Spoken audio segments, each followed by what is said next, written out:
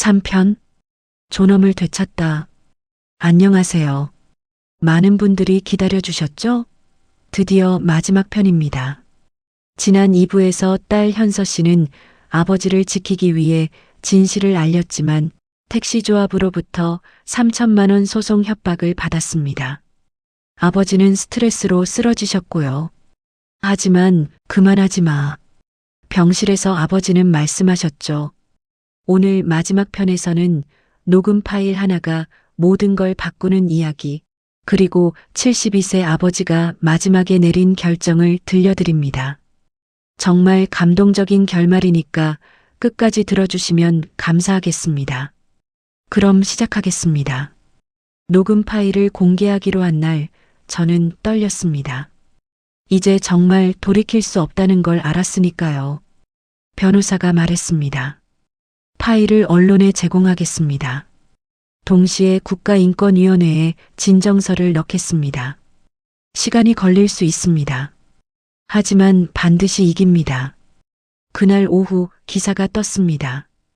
택시조합 내부 녹취 공개, 나이 많으니 빠지라 발언 논란, 부재 42년 무사고 기사에게 젊은 애들은 감싸줄 수 있어. 조회수가 미친 듯이 올랐습니다. 10만, 20만, 30만. 댓글이 폭발했습니다. 이게 나라냐? 조합 해체해야 한다. 명백한 노인 차별이다. 우리 아버지도 택시기사입니다. 이 글 보고 울었습니다. 저도 60대입니다. 내일 당할 일이 남의 일 같지 않습니다. 그런데 다음 날 아침 택시조합에서 공식 입장을 발표했습니다. 해당 녹음은 개인 직원의 일탈입니다. 조합의 공식 입장과 무관합니다. 해당 직원은 징계 조치했습니다. 그리고 이런 말이 덧붙여졌어요. 해당 기사님은 최근 건강 상태가 좋지 않았습니다. 안전을 위한 권고였을 뿐입니다. 제가 그 글을 읽는 순간 분노가 치밀었습니다. 건강 상태가 좋지 않았다고? 아버지는 42년 무사고였어요. 그날 오후 조합에서 또 발표를 했습니다.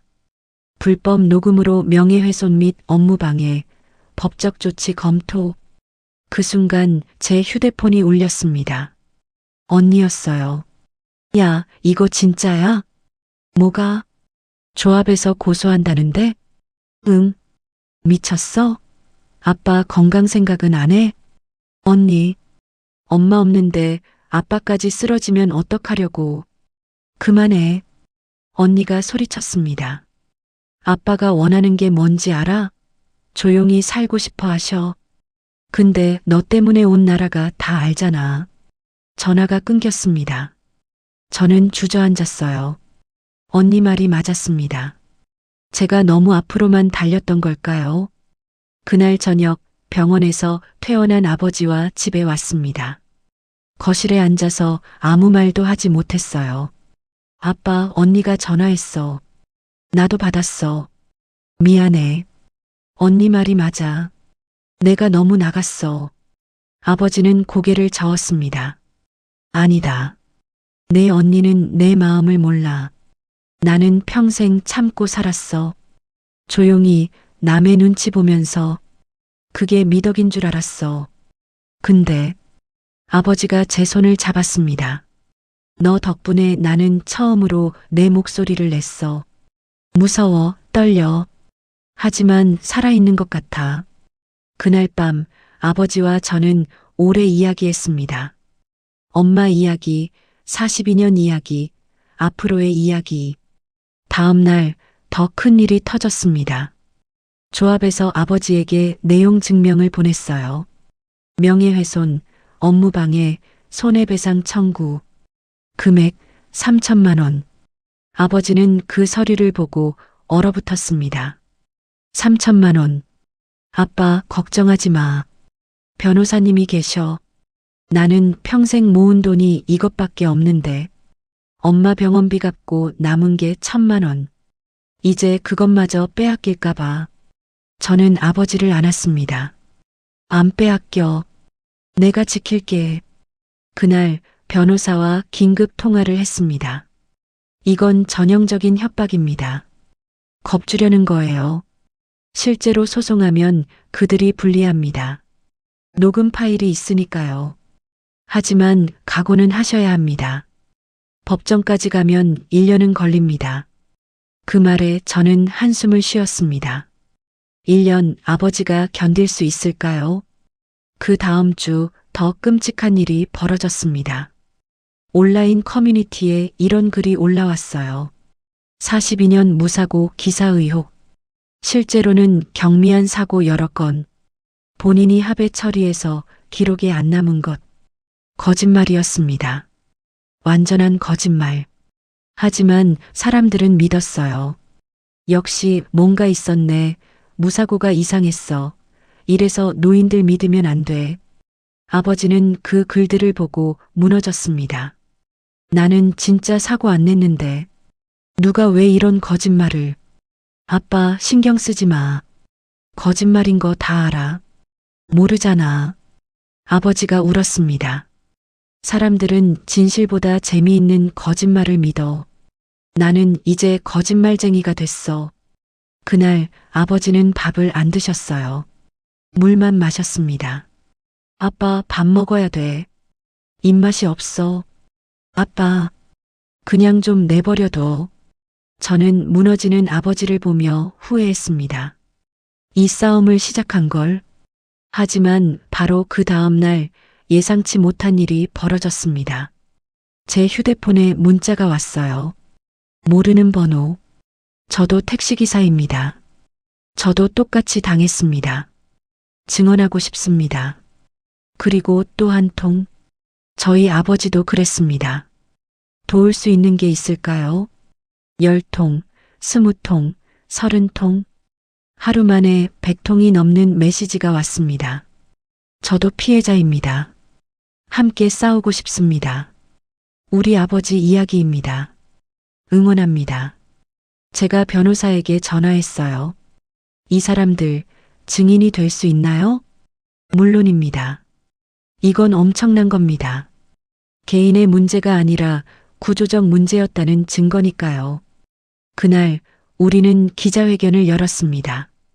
작은 시민단체 사무실에서 기자들이 왔어요. 카메라가 돌아갔고 아버지가 마이크 앞에 섰습니다. 떨리는 목소리로 이야기를 시작했어요. 저는 42년 동안 택시를 몰았습니다. 비가 와도 눈이 와도 명절에도 저는 쉬지 않았습니다. 제 아내가 암으로 투병할 때도 저는 운전대를 잡았습니다. 왜냐하면 그게 제 일이었고 제 자부심이었으니까요. 그런데 어느 날 사람들 앞에서 나이 많다고 내려오라고 했습니다. 저는 그날 제 인생이 무너지는 걸 느꼈습니다. 아버지가 눈물을 닦았습니다. 저는 돈 때문이 아닙니다. 단지 일자리를 잃었기 때문도 아닙니다. 다만 존중받고 싶었습니다. 나이가 들어도 사람은 사람이니까요. 그 순간 카메라 플래시가 터졌습니다. 기자들이 질문을 쏟아냈어요. 조합의 사과를 원하십니까? 복직을 원하십니까? 아버지는 고개를 저었습니다. 저는 다시 운전대를 잡고 싶지 않습니다. 사람들이 웅성거렸어요. 다만 제 명예를 돌려받고 싶습니다. 그리고 저 같은 사람이 더 이상 생기지 않기를 바랍니다. 그날 저녁 뉴스에 나왔습니다. 72세 택시기사의 눈물, 존중받고 싶었다. 댓글이 폭발했습니다. 울었습니다. 우리 아버지가 생각났습니다. 이건 단순히 일자리 문제가 아닙니다. 인권 문제입니다. 조합은 사과하라. 정부는 대책 마련하라. 그리고 일주일 후 국가인권위원회에서 연락이 왔습니다. 진정 접수됐습니다. 조사 시작하겠습니다. 그날 저는 처음으로 편하게 잠들었습니다. 하지만 조합은 가만히 있지 않았습니다. 그들은 더 비열한 방법을 썼어요. 집에 누군가 찾아왔습니다. 택시기사 복장을 한 중년 남자. 혹시 김영수 씨 댁 맞습니까? 아버지가 문을 열었어요. 네, 그런데요. 저 같은 조합 기사입니다. 조합장님 심부름으로 왔습니다. 남자가 봉투를 내밀었어요. 이거 받으시면 소송 취하한답니다. 봉투 안에는 1,000만 원 현금이 들어 있었습니다. 그리고 조용히 지내시면 매달 얼마씩 드린답니다. 그 순간 아버지는 봉투를 밀어냈습니다. 가져가세요. 아버님, 생각 좀 하세요. 법정 가봤자 피곤하시잖아요. 그냥 이렇게 끝내시죠. 아버지가 문을 닫으려 했어요. 그런데 남자가 말했습니다. 따님, 직장 다니시죠? 괜히 따님까지 어렵게 하지 마세요. 그 말에 아버지가 멈췄습니다. 지금 협박하는 겁니까? 협박이 아니라 충고죠. 요즘 세상 무섭잖아요. 남자가 가고 아버지는 그날 밤 잠을 자지 못했습니다. 다음 날 제 회사에 전화가 왔어요. 김현서 씨가 그 회사 직원 맞으시죠? 네. 저희 택시조합입니다. 귀사 직원분이 저희 명예를 훼손하고 계신데요. 회사 입장이 어떠신지 여쭤보고 싶습니다. 직원 신상 관리 안 하시나요? 인사과 직원이 전화 왔었다고 귀띔해줬습니다. 제 손이 떨렸습니다. 제가 개인적으로 하는 일인데 그게 회사 이미지에 무슨 영향을 준다고. 하지만 1시간 후 상사가 저를 불렀습니다. 너 무슨 일 있어? 무슨 말씀이세요? 택시조합에서 전화 왔더라. 회사 곤란하게 만들지 마. 그날 저는 퇴근하고 집에서 울었습니다. 제가 아버지를 지키려 했는데 오히려 모든 게 무너지고 있었습니다. 하지만 바로 그 다음 날 모든 게 바뀌기 시작했습니다. 한 국회의원이 국회에서 이렇게 말했습니다. 고령 근로자 차별, 이건 중대한 인권 침해입니다. 정부는 대책을 마련하십시오. 그리고 노동부에서 택시조합 전수조사를 발표했습니다. 고령 기사 부당 대우 실태, 전국 조사 실시, SNS가 들썩였습니다. 드디어 정부가 움직인다. 이게 진짜 민주주의다. 그날 오후 택시조합에서 다시 연락이 왔습니다. 합의하고 싶습니다. 목소리가 달라져 있었어요. 조건이 뭔데요? 제가 물었습니다. 소송 취하, 공식 사과, 명예 회복, 그리고 원하시면 복직도 가능합니다. 아버지에게 물었어요. 아빠 어떻게 할래? 아버지는 한참을 생각하다가 말했습니다. 복직은 안 한다. 왜? 나는 이제 내가 내려올 때를 내가 정하고 싶어. 누가 쫓아내서가 아니라 내 선택으로. 그 말에 저는 울었습니다. 아버지가 처음으로 자기 인생의 주인이 된 순간이었으니까요. 한 달 후 택시조합에서 공식 사과문을 발표했습니다.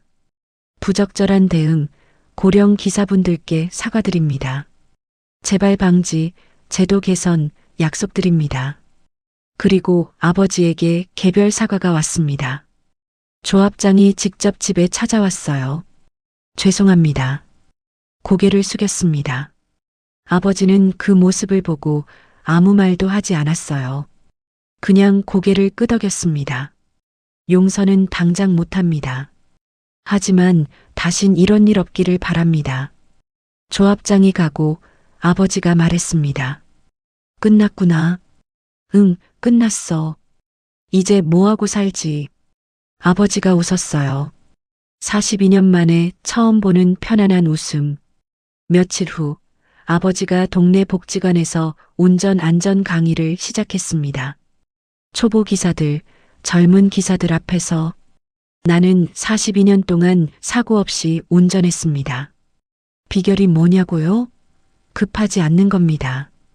길은 빨리 가는 사람이 아니라 끝까지 가는 사람이 이깁니다. 사람들이 박수를 쳤어요. 아버지는 처음으로 택시기사가 아닌 인생 선배로서 존중받고 있었습니다. 어느 날 아버지가 말했어요. 나 평생 택시기사로 살았는데 이제야 사람으로 불리는 것 같아. 운전대 잡고 있을 때는 택시기사였어. 하지만 지금은 그냥 한 사람이야. 그날 밤 아버지는 오랜만에 편하게 잠들었습니다. 코 고는 소리가 들렸어요. 저는 아버지 방문 앞에서 한참을 서 있었습니다. 그리고 엄마 사진 앞에 갔어요. 엄마, 아빠 이제 괜찮아. 우리가 지켜냈어. 6개월 후 저는 아버지와 함께 전국을 다녔습니다. 고령 근로자 인권 강연회에서 나이는 숫자가 아닙니다. 사람의 가치는 나이로 매겨지지 않습니다. 청중들이 고개를 끄덕였어요. 어떤 할아버지가 손을 들었습니다. 저도 비슷한 일을 당했습니다. 덕분에 용기가 났습니다. 그날 저는 깨달았습니다. 우리가 싸운 건 아버지 한 사람을 위해서가 아니라 모든 나이 든 사람들을 위해서였다는 걸, 그리고 노후의 진짜 비극은 가난이 아니라 무시라는 걸, 사람은 일을 잃어도 존엄까지 잃어서는 안 된다는 걸. 어느 날 아버지가 택시 키를 꺼냈어요. 예비 키. 그리고 제 손에 쥐어줬습니다. 이거 내가 가져. 왜? 나는 이제 이거 없어도 살 수 있을 것 같아. 그 순간 저는 아버지가 진짜 자유로워졌다는 걸 알았습니다. 여러분, 긴 이야기 끝까지 들어주셔서 정말 감사합니다. 김영수 씨는 지금도 복지관에서 강의를 하고 계십니다. 더 이상 택시기사가 아니라 한 사람으로서 존중받으며 살아가고 계세요. 이 이야기를 통해 여러분께 말씀드리고 싶습니다. 나이가 들어도 당신은 여전히 인생의 주인공입니다. 누군가 당신의 가치를 함부로 매기면 말하세요. 침묵하지 마세요. 당신의 존엄을 대신 지켜줄 사람은 없습니다. 당신이 스스로 지켜야 합니다. 말해야 합니다. 늦어도 괜찮습니다. 지금이어도 됩니다. 이 이야기가 당신의 이야기 같았다면 혼자가 아니라는 뜻입니다. 우리는 함께 싸울 수 있습니다. 구독과 좋아요는 무료이자 이런 이야기를 더 많이 전할 수 있는 힘이 됩니다. 이 영상을 누군가에게 꼭 전해주세요. 당신의 부모님께, 당신의 이웃께, 나이 들어서도 존엄하게 살 권리가 우리 모두에게 있다는 걸 알려주세요. 댓글로 여러분의 생각을 나눠주시면 정말 감사하겠습니다. 다음에 또 좋은 이야기로 찾아뵙겠습니다. 감사합니다.